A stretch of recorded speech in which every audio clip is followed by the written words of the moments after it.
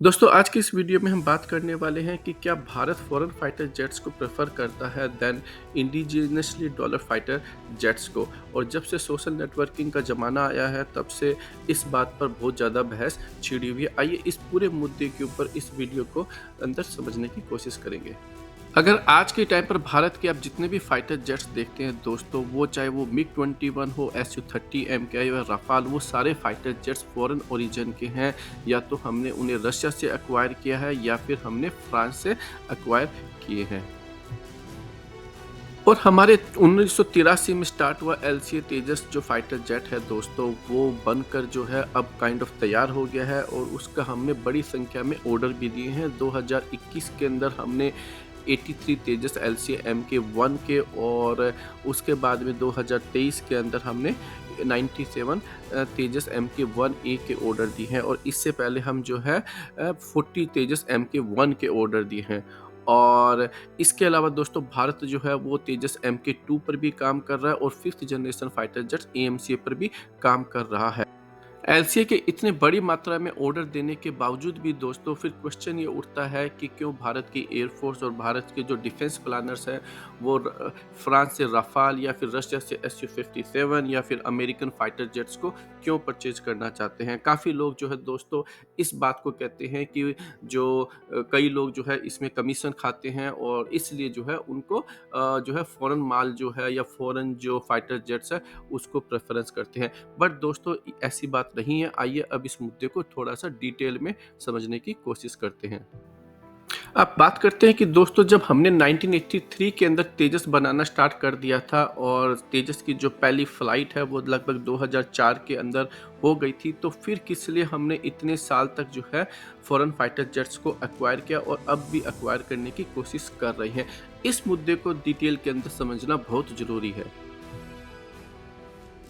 देखिए, सबसे पहले बात करते हैं हम टेक्नोलॉजी गैप की, और ये हमें इस बात को समझना पड़ेगा कि जब हमने तेजस LCA का डेवलपमेंट स्टार्ट किया था तो हमने ज़ीरो से स्टार्ट किया था। और एक फाइटर जेट्स को डेवलप करने के लिए हमें केवल एक फाइटर जेट्स नहीं चाहिए होता है। फाइटर जेट्स के अंदर ही इटसेल्फ बहुत सारी चीज़ें होती हैं, जैसे कि हमें उसको अगर बनाना है तो उसके एयरफ्रेम चाहिए, उसके अंदर हज़ारों लाखों पार्ट्स हैं, उन पार्ट्स को बनाने के लिए मशीनें चाहिए। उन पार्ट्स को बनाने के लिए जो मशीनें चाहिए, उन मशीनों को बनाने के लिए मशीनें चाहिए, फिर उन मशीनों को बनाने के लिए मशीनें चाहिए। तो आप समझ सकते हैं कि एक नए प्रोडक्ट को बनाना जो है कितना हार्ड हो सकता है। दूसरा, एक फाइटर जेट्स के लिए केवल एक फाइटर जेट नहीं होता, जैसा कि मैंने कहा उसके अंदर एक वर्ल्ड क्लास जो है रेडार होनी चाहिए, उसके अंदर जो है बियॉन्ड विजुअल रेंज मिसाइलें होनी चाहिए, उसके अंदर जो है आपके पास बेस्ट जो है इजेक्शन सीट होनी चाहिए, उसके अंदर जो है एक अच्छी रेंज होनी चाहिए फाइटर जेट्स के लिए, वो अच्छे तरीके से जो है वेपन लोड लेके जा सके, उसके जो बाकी के जो इलेक्ट्रॉनिक वॉर सुइट के जो सेंसर्स हैं वो अच्छे होनी चाहिए। तो इसलिए एक फाइटर जेट्स के लिए बहुत सारी चीज़ों की ज़रूरत पड़ती है। और क्योंकि भारत जो है उसने फाइटर जेट्स का जो डेवलपमेंट है वो ज़ीरो से स्टार्ट किया, भारत के पास में ऐसी कोई भी टेक्नोलॉजी नहीं थी और इन सब को जो है एक-एक करके एक साथ जो है डेवलप करना पड़ा। आप समझिए कि अगर इनमें से 1 या 2 टेक्नोलॉजी भी नहीं डेवलप कर पाए तो जो है आप फाइटर जेट्स को नहीं बना सकते हैं। आज भी भारत जो है अपना खुद का जो फाइटर जेट्स का जो इंजन है वो नहीं बना पाया है और उसको जो है अमेरिका से GE का 404 एंड LCA MK2 के लिए जो है 414 जो इंजन है वो यूज करने वाले हैं। तो ये एक तरीके से बहुत बड़ा चैलेंज है।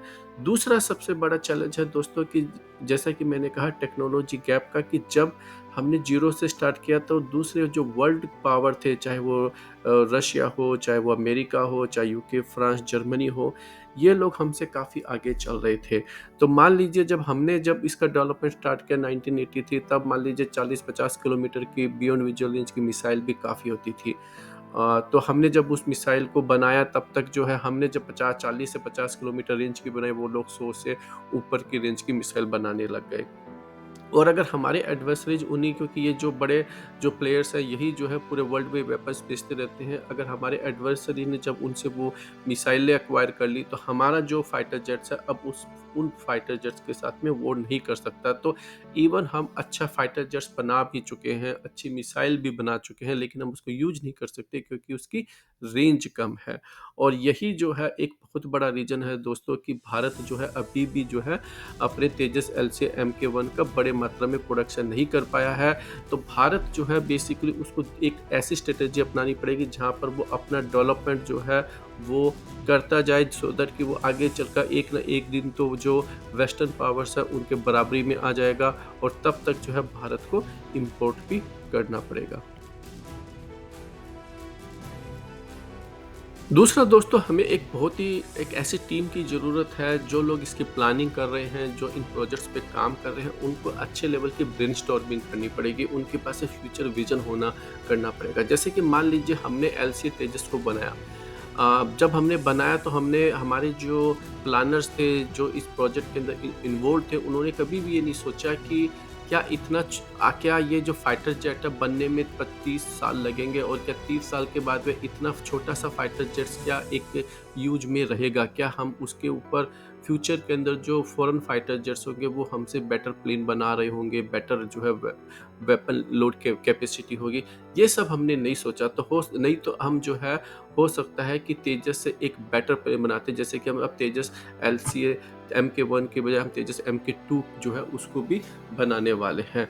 और ठीक इसी तरीके से दोस्तों, जब हमने बनाना स्टार्ट किया तो मिसाइल की रेंज हमने उस टाइम की देखा कि 40 से 50 किलोमीटर की रेंज की मिसाइल है, तो हमें पहले से सोच के चलना चाहिए था कि जब तक ये मिसाइलें बनकर तैयार होगी, फॉरेन कंट्री वाले जो हैं वो लगभग 100 किलोमीटर की मिसाइल रेंज तक जो है वो बना चुके होंगे।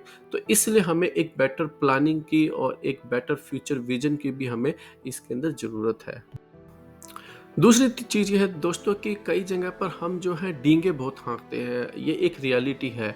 आज हम चाइना जो है J20 बना चुका है, लेकिन आप किसी भी जो डिफेंस से रिलेटेड यूट्यूब चैनल्स हैं, चाहे वो न्यूज़ चैनल ही क्यों ना हो, चाहे वो हमारे पॉलिटिकल के बड़े-बड़े लीडर्स हो, चाहे हमारे एक्सपर्ट्स हो, वो हमेशा ये कहते हैं कि J20 जो है 5th जनरेशन फाइटर जेट नहीं है, हम भारत का जो है वो फाइटर जेट्स हो इसको बड़े आसानी से जो है वो मुकाबला कर सकते हैं। वो कहीं न कहीं अपने से झूठ बोल रहे होते हैं। कहीं न कहीं आपको ये एक्नॉलेज करना पड़ता है कि अ, चाइना जो है हमसे काफ़ी आगे निकल चुका है, और वो क्यों निकल चुका है उसको हमें स्टडी करना चाहिए। उन उन बढ़िया चीज़ों को जो है हमें जो है वो अपने जो सिस्टम है उसके अंदर इंक्लूड करना चाहिए। और ये जो है एक अगेन हमें जो है रियलिटी को भी जो है वो समझना पड़ेगा, देखना पड़ेगा, उसको एक्सेप्ट करना पड़ेगा। दूसरा दोस्तों, टैलेंट की कमी। देखिए हमारे जो यूनिवर्सिटीज़ के जो टॉप यूनिवर्सिटीज़ है, चाहे वो IIT हो या दूसरे बड़े इंजीनियरिंग कॉलेजेस हो, इन सब के जो बच्चे हैं, जो टॉपर्स हैं, वो हमेशा देश से बाहर चले जाते हैं, फॉरेन कंट्रीज़ के बड़ी-बड़ी कंपनियों में काम करते हैं, वहाँ जाकर आगे जाकर अपना बिज़नेस खोल लेते हैं। हमें इस टैलेंट को जो है इंडिया में रोकना पड़ेगा। आज हमारे HAL या DRDO जैसी संस्थाओं को ऐसे जो टॉपर्स हैं उनकी ज़रूरत है। और फैक्ट ये है दोस्तों कि हमें जो है हमारे जो एक सिस्टम है, हमारा जो एक जो इंजीनियर्स की जो सैलरी लेवल है उसको भी देखना पड़ेगा, उसको भी बढ़ाना पड़ेगा। उनका जो सैलरी अगर बढ़ेगी तो दोस्तों वो लोग जो है आउट ऑफ बॉक्स जाकर जो है सोच सकेंगे। आज ऐसे इंजीनियर जो है फाइटर जेट्स या दूसरे जेट्स के ऊपर काम कर रहे होंगे, हेलीकॉप्टर पे काम कर रहे होंगे, जो आज तक जो कभी इनमें बैठे भी नहीं होंगे, और ये एक बड़ी रियलिटी है।